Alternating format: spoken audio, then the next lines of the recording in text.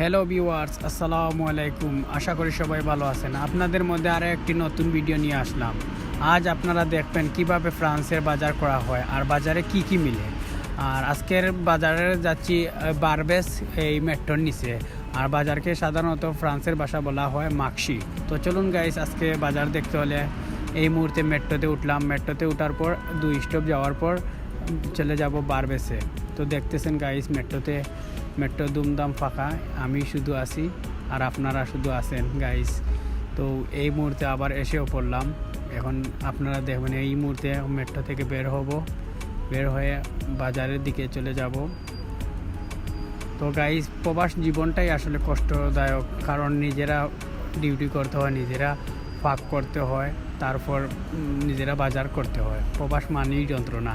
আসলে অনেকে মনে করেন না, প্রবাসে মনে হয় অনেক সুখ আর সুখ। আসলে যারা প্রবাসে থাকে তারাই বুঝে প্রবাসী কত কষ্ট।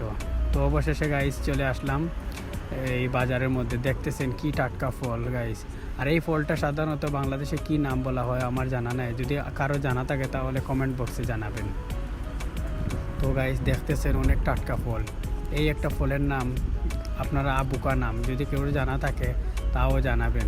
তো দেখতেছেন গাইস কি সুন্দর সুন্দর গাজর, কি সুন্দর সুন্দর টমেটো, আর কি সুন্দর সুন্দর জয়তুনের তেল।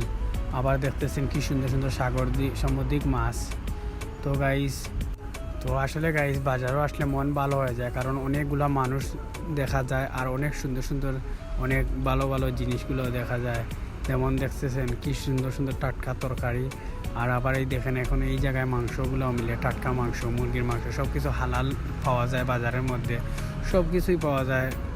তারপর আজকে দেখবো আপনারা কি কি মিলতেছে।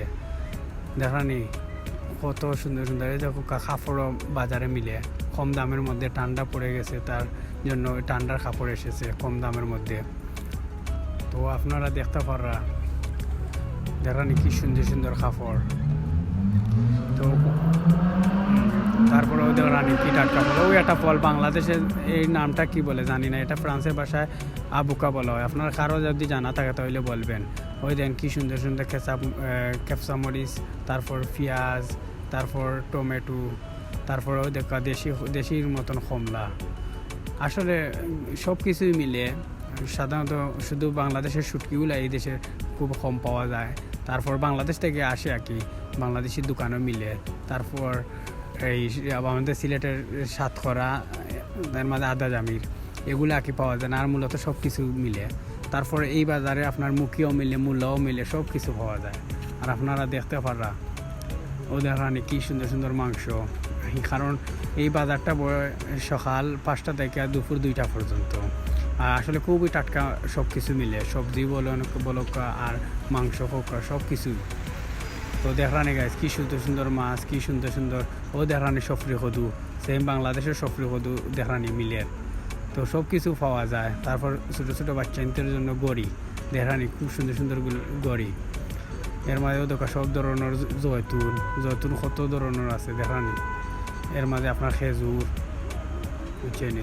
তো আপনারা ভিডিওটা কীরকম লাগে আপনারা জানাইবা।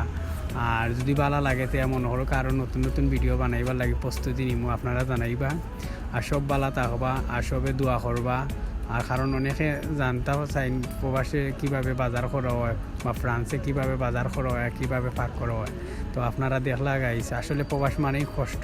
কিন্তু যারা দেশে আছে মনে করেন বা প্রবাসে মনে করেন অনেক সুখী আছে, কিন্তু প্রবাসে অনেকে কিন্তু ডিউটিও করা লাগে, খাবার পাক করাও লাগে, সব কিছু মেনিয়ে চলতেই এটাই নাম হইল প্রবাস। তারপরও যাক আলহামদুলিল্লাহ, প্রবাসী সবার জন্য দোয়া করবা, সব ভালো থাকবা। আসসালামু আলাইকুম।